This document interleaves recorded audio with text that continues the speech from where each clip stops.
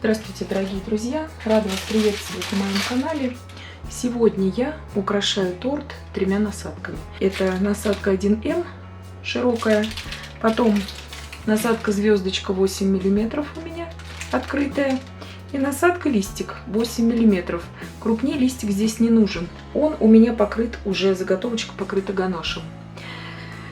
А для чего я это делаю? Чтобы торт был более стабильным, и в данной начинке ганаш нам помогает именно усилить вкус шоколадного торта. Также у меня там шоколадный крем. Белково-заварной крем, он очень хорошо держится и на шоколадном ганаше, и на масляном креме, и на белково-масляном, и на масляном креме на сгущенном молоке. Поэтому за это переживать абсолютно не нужно. Наоборот, это дает нам стабильность и дает нам уверенность в работе. Сейчас мы делаем завитки по всему торту. В несколько рядов мы их будем укладывать. И вот таким вот образом аккуратно мы и пошли вот так вот по всему торту.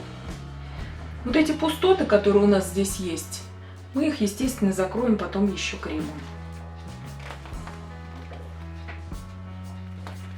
Завитки должны быть равномерные, чтобы они немножко шли внахлёст друг на друга.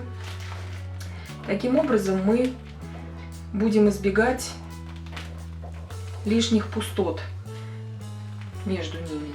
Крем я беру для этого совершенно свежий, я его только что сварила.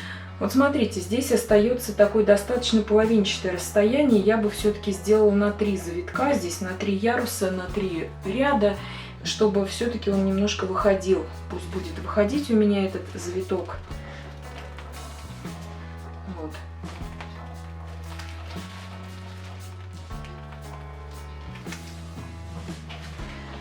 И таким образом мы сейчас поднимемся до конца. Так, боковину мы украсили. Получилось в 3 ряда. Это гораздо лучше, если бы у нас получилось в 2 рядочка. Почему это лучше? Потому что когда мы сейчас вот здесь вот пойдем отсаживать, уже закрывать будем верхушку торта, это нам будет в помощь. Стараемся так, чтобы ободок входил вот в эти вот промежутки. И аккуратно, одну за одной, вот так вот их начинаем отсаживать. Делаем это не быстро. И здесь по всему сейчас тортику пройдем, просто закроем вот эти вот, на наш взгляд, ну где уж совсем они крупные, вот эти пустоты. Можно было покрыть этот торт полностью белым кремом. Но просто мы сегодня разбираем уж очень быстрое украшение данного торта, даже когда нету времени даже на покрытие. То есть кто хочет, чтобы было не так экстремально быстро, естественно, я советую сначала слегка хотя бы покрыть, тем более у меня шоколадный сегодня торт, уж так надо было. Вот, и так было бы гораздо еще лучше. Так, у меня 2 вот таких цвета, то есть такие более пастельные тона я взяла, именно чтобы не кричащий был тортик, а такой он нежный, чтобы был, потому что от зеленого цвета, ну вы, наверное, уже как бы замечали в своей работе, что от зеленого цвета зависит половина успеха торта. Вначале мы берем, естественно, насадку, вот такую вот, открытая звездочка 8 мм, и заполняем ее лавандовым кремом. Крема много не берем. Если у нас небольшой пакетик, мы берем буквально полную 1 столовую ложку.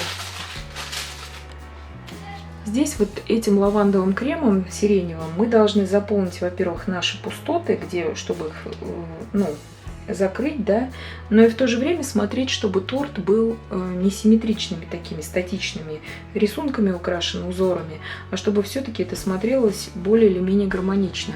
Смотрим просто по самому торту, где это как бы вот, ну, необходимо, да.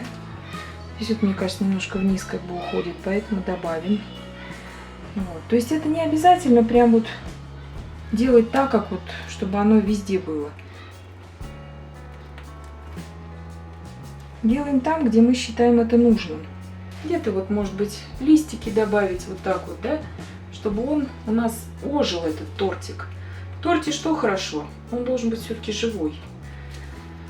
Тогда торт будет смотреться, торт будет привлекать внимание. Теперь отсаживаем вверх.